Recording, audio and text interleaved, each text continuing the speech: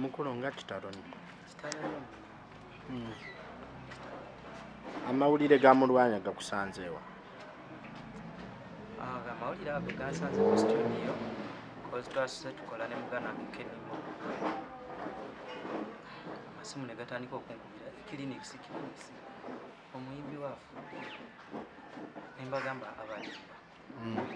Kuba twadde twakogerako recently. Twagera baku Friday. Nga ino project gyayagala okukola ne One Jones wa video. Era nansaba enamba kanjikuwe mugezeeko mulabe koza alina gyali abaloba bya bulimi enjimuwa titwaddamu kuwuliziganya era ne John naŋŋamba project yagikola ki nagimuwa naye ng'abadde mulwadde kale tekyewuunyisa bebaga nti afudde kwa buli kiseera abadde mu bulimi. Nakolako naye n'olunaku lwe bambikira baby day baakuba essimu okumbikira manager Seruteega nali ne Mulwana mu studio wano ewa Montezi ku Salama Road nga tuli mu kkola oluyimba lwe bayita Dunia abasiima Affudde bitya n'agamba kale mukama yeewuunyisa deewo talwadde nze ndwalidde emyaka naye deewo ansoose okufa accident bamutomedde n'afiirawo n'agamba mukama yeewuunyisa kate mbadde simanyi nti ate naye kisobola omutuukako kuba bulijjo nze n'essuubi nti agenda kuwona. Tulina ne projects naye ndowooza eziwera 5 zabadde tannabirizinga naye nga tuzitegese nga gawemponera naye emboozi eyamalamuko amaanyi emboozi eyakumalamu amaanyi emboozi eyamalamuko amaanyi etwali wa Montezi nga tukola olwo oluyimba lwe bayita Dunia oba basiima Affudde yambikkulira wano mugongo bwati nga waliwo nga plasta basibyewo naŋŋamba munnaye balina empiso gye bankubye naye yabadde ya bulumi nnyo banoonyeza obulwadde mubiri ne bubula empiso eno gye bankubye badde banzija mu busomi naye kyekintu ekisinga okuluma omuntu kyeyandiyagaliza naŋŋamba bajja kuddamu bamukube n'endala aga naye katulinde tulabe naye ng'olaba amaanyi matono kuba n'olimba twalimba bigamba agatta bigatte bayimbayo kamu emuwumuza nagattako akalala kale naye nga Katonda yasinga okumanyisa abantu mukuguma kuba kati kyekiriwo fena tetukyalina kyakuzza byonna byetukoze buli omu alabika agezezzaako abasobodde omubeererawo eri abo bonna abatasobodde kutegeera Adamu Mulwana osobola munnyonnyola otya oba munnyonnyolera otya omuntu nti Adamu Mulwana abadde muntu bw'ati na bw'ati oyo atasobodde mutegeera? Nze ekyewuunyisa natandika okukola naye ate nga mulwadde kuba nali producer Jona mwaka ndowooza guwedde si bbanga ddene lwakuba ate mu bbanga ettono tukoze bingi ng'agamba bantu abamu be yali ng'akola nabo bw'aba talina ssente nga tebamukolera kati yanzuula nga mulwadde mu kiseera watalina ssente naye ate nze nga nkola kuba nze nzikiriza nnyo mbaddeko n'abayimbi bangi nga nze nkola ssente ne zijja oluvannyuma kuba nze nkimanyi bye tukola ate bimala ne bireeta ki kyovola twakwatagana mangu ne tukolera projects nnyingi ewa producer Jono oyo yatuwanga obudde ne tukola naye akabanga akatono mwe mulabidde ne mu bulwadde abadde nga yeewaliriza nagaa naye n'alabika nti angeera lwatalina ssente yeekweka waakiri ajjayo n'emitwalo emeka nagaa nedda omuntu takolera bwerere ekyo ne kikulaga nti alabika muntu abadde wa mutima mulungi kuva ddi era nga ne bawulira bakozeeko naye mabega waliwo producer Kenestach yagamba Mulwana musajja mulungi ate bwe yalinanga ssente nga asanyusa omuntu afuba okola muntu mukwata mpola omuikiriza abadde muntu mulamu kyenyinza okwogera saagala kwogera nti kujuwisa kubanga taliiwo naye nga nze nsobodde okukwatagana naye mu bbanga ery'emyaka kirabika gibadde giweze ebiri kuba tigibadde giweze ebiri naye nga abadde muntu mulungi kyenyinza okugamba muntu wakubuulirira nze abadde nga naye mu byambuulirira nga biri pasono byakufumba naŋŋamba nedda tebakola bwebati wano kola bwoti wano gezaako bwoti wano kigaanye kale ne lwe mbadde nafuna ennyumba ya studio ne muga nfunye studio yange ngenda kugigulawo wano ku Salama Road yavuga emmotoka n'ajjira n'andeetera emitwalo egi n'aŋŋamba kyonna kyensobodde okugattako n'eginaaba giwadde wa wayalingi n'eginaaba giguza akataala kamu manya nti munnaaba munnonzize kubeererawo ng'otandika studio kale kinkoze bubi okubanga ebirooto byabadde nabyo boolyawo tasobodde byotokukiza naye katumusabire buli omu mu bulamu wabeera n'omuntu abaako kyamuyigirako gwe moment ki eyo gye yali akuyigiriza n'ogamba eno nagiyigamu essomo era ennyambyeko wano okungonjoola mu nsobi ze mbadde nkola n'okutambuza obulamu bwange. Mulwana nze kyabadde asinganga okumbulira yaŋŋambanga obunafu buli bumu bw'oyagala laavu olusiru wala oyagala nnyo n'otasobola kumanya kiki ekituufu ekiriwo kuba nga buli etusinkana ayogera nnyo ku kyamukazi we buli etusinkana ng'abadde nga ayogera nnyo ku mukazi we n'agamba nze ndwalidde emyaka mingi naye klinikisi genderera ng'olonda omukazi gw'olonda kubanga nze mukazi wange ambeereddewo gino emyaka gyonna tannekkaanya ayina ne byambuuliranga byamu kubanga mbe byamunda nnyo ku mukazi we kale omuntu byatasobola kugamba ebitali byangu byakwogera kuba yambuliranga nti nze waliwo eddagala libampa nga nsiiba nsesema nsiiba ku ttooyi ekikola bitya naye omukazi abadde nga mbeererawo naŋŋamba omukazi teyannennyalako era naŋŋamba ddala klinikisi ddala bwe weebuuze bw'otuuka mu mbeera gye ndimu mukazi wo asobola okubeerawo ng'owange bw'abeerawo omukazi amufaako omukazi nze mukazi we nali mulaba bulabi naye nga Mulwana byayogera ku mukazi we oyiga bingi nnyo nnyo nnyo ku mukazi kigwe osobola okukola ki okubeera naye era nze teri lwe tusisinkanye n'atambuulira ku mukazi teri lwe tusisinkanye ng'akulaga awadde byonna biriwo obulumi we bulina byonna byonna naye afiiringa blessed ku lwa mukyala we okubeera nga alina omukyala bw'atyo kwegamba alaba nga kyekika ky'omukyala omuntu yonna ndowooza kyabadde nga asinga okumbulira kuba ebirala tubadde osanga tetufuna mukisa kubinyumyako ng'ogyeko essuubi lya music naye omukazi bw'abadde nga ddingana ng'era abeera ngamba mukazi londo omukazi bw'ati ne bw'ati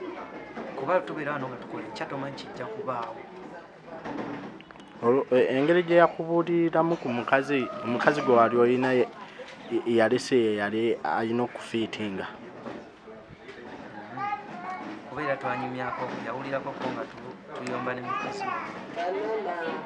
naye yaŋŋamba yawuliriza emboozi yonna n'amaana afuluma n'ambuulira omukazi oyo sikyalina naye yaŋŋamba omukazi oyo takwagala olaba muli mu mbeera bweti ne bweti byesinza kwogera kuba kati sizze kweyogera naye nga yangayidinga kinene nnyo kyenyinza okugamba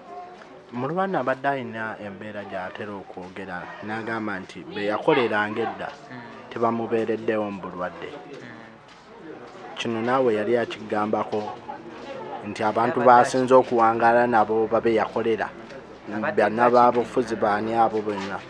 abadde nga akiddingana naga bannabyabufuzi ffe sayidi zetulaga zetuliko kyabulumi nnyo nze siri munnabyabufuzi naye nga yabiraga kyabulumi nnyo abantu abo nga bwajja gy'oli nga kuba nansonyi okumensioninga erinnya awo akaseera we nali wajjona omukulu Bobi yajja namukyalirako era naliwo namukyalirako kozi yali neiba waffe mu kikomera nga mutuli studio mweri naye mwali mukyalirako ne ttiimu enene nnyo nnyo ebannamawulire n'amaani bayipositinga naye yali musanyufu naye oluvannyuma lwetubadde tunyumya nga tukola oluyimba lwe bayita duniya nga klinikisi abantu balaba negundi omuntu bwati ne bwati ow'erinnya asobola okujja nanga abasoyo yekka bangi abajja naye nga bonna bazze kunona bifaananyi bya kupositinga balage nti bafaayo bo bafunireko obuyinja naye nga alina kyosensi bakulabye ne baleka batyo simanyi nnyo byalinyumiza saamanya naye emboozi gye yanyumiza era naye twadde tukola oluyimba lwe bayita obulamu luno basiima afudde yagambye kale kinneewuunyisa abantu be navumanga bwe nsiraanye nga n'ekyokulya kisobola okumbula ate abamu bannoonyeza ate ne bandaga omukwano ogwadda kale nga kyewuunya saamanya baani kama bwati bwasazeewo yaga abantu bali b'otijja nabo bwe bajja ate bo baba kunoonyako mawulire nti ne kiriniki saze n'alaba ku Mulwana ne beekubya ebifaananyi ne beekwata bu vidiyo ye n'apositinga ne bamutenda omutima omulungi n'agamba oli asobola okukwata bannamawulire n'abateekamu emitwalo agaaga bajje bakwata amawulire nga zze okulabako n'ateekawo akakadde gwe n'atakulekera mitwalo 10 kale abadde nga ayogera bambi naye ng'atalaga talina gwalinako kukyayiye era ng'alaga ye buli kimu Katonda asalawo ku mbeera ebyo byansi atambuza bulamu clinics abo project nyingi zemukoze n'omukulu Mulwana abadde agenda kutalulwa azaakululwa abadde n'oluyimba olwo lwe bayita Duniya nga ddw ayagala kuluta naye ng'ate waliwo lwabadde ayagala osooka yankubirako ku Lwokutaano ng'asaba ennamba ya Jones akola vidiyo nga amumpeeko gaayo oyo akola bulungi akolere editingire editinga bulungi vidiyo nga naye ataddemu ebifaananyi by'ebyobulimi kakasa wano Jones abadde yakamala kuba yaŋŋambye nze omusajja nali namuwadda n'akantu nga tulinze kateekayo koza abadde kati ayagala kwogera ku byabulimi bitebitebite nga bw'asuubira bw'ateeyo ate project gye bakola basiima Affudde Duniya naye nga byonna abikola kulinda awone kubanga oluyimba lwe yali ayagala otandikirako nga awonye twalukola naye nga baluyita maama ng'ayagala kwebaza maama we bitya nga lwayagala osookerako wadde wabaddewo n'endala waliwo lwe twali twagala okuta olukulisa abantu omwaka wiiki esembayo ya Desemba naye nga yali mulwadde nnyo naye ne mugaawe weewaliriza ojje kuba yali yampa idea nanga njagala kukola oluyimba yali aludda mu buzzi oba ani yali yaluyimba naye nga baluyita mukuliko omwaka mukulike omwaka yeebale Katonda atuwanguza kati bwe mmala oludukola bw'akiŋŋambako nendaba nga tanziridde ng'ate ndaba obudde buweddeyo ne mmukubira gajjawo tukola oluyimba ekiseera kyayo kigenda kukola ki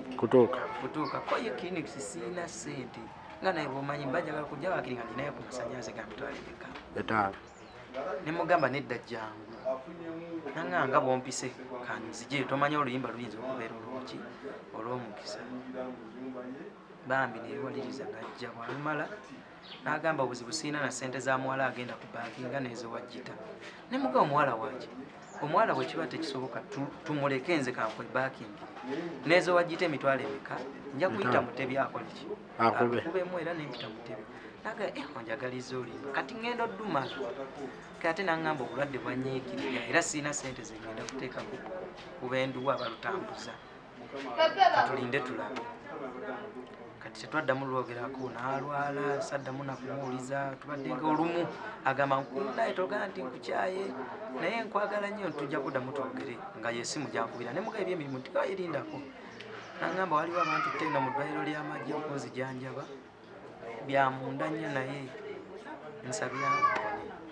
bwatyo kati lwe tusinkana okukola oluyimba lwa Duniya ng'ennaku z'omwezi 2 kuba nkebedde ku simu nga lwe namwandikira ndowooza nedde olwo yafa kuba dewo lwe yafa lwelimi lwe twakola oluyimba lwa Duniya kati n'agamba ne mubuuza ku luli olw'omwaka ne muganda naye olw'omwaka koyo olwo oluyimba lwakisira oluyimba saagaana kuddamu dduyi era mbandu kuba yalina agozze naye nga simumanyi bulungi n'agamba oluyimba olwo temulukuba oluyimba luleke lulina ekisira nze oluyimba ate ekisiraani kijjirawo koyo oluyimba kuba lwe walumpa ssente zambula nalwala nnyo olwo oluyimba lwaffe tuleke si lwa mukisa lusiimule n'olusiimuula nagamba mbulwa nti ezitutambuza n'endwala nnyo kati raba neeyongera kuba bubi olwo tululeke era teyaddamu olwogerako era yafudde alukyayi kyemmanyi ye mu ye yakiremerako nnyo ng'akyogeza nabulungi ng'alaga oluyimba olwo si lwa mukisa ali lwakisiraani era nagatukola endala naye nga bambi kibi nnyo nze nga nze nfiiriddwa kuba mbadde n'essuubiza omukola producer abakolera nga oluusi nemba sifunye sente manyi nti oluyimba bwe lufuluma abaako abajja oluwulira ate bajja ate bo basasula kati projekiti zonna zigenda tuula ziringa ennyimba 5 era mubuladde abadde yewaliza najja ayi toyansa